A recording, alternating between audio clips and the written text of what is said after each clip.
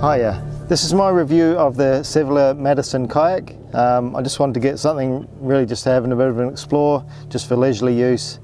I opted for an inflatable kayak, mainly just for space because it folds up nice and compact.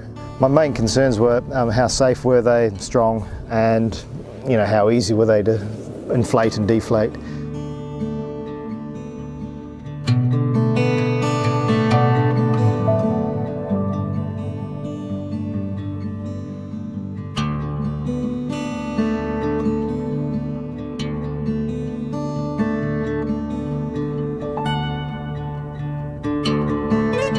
So we've given Madison a good try over the last summer, and these are my thoughts on it. Found it easy to inflate and deflate.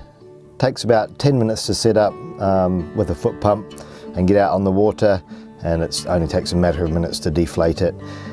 It's reasonably light, so it's easy to manage with two people, but manageable with one person over shorter distances if you have to carry it to the water's edge. And it's great because you can just pop it in the boot of your car, and it's easy to transport around with you. It's made of good strong materials and it can take a few knocks. We hit a few rocks on a river trip we went on. Didn't leave any marks on the bottom of it.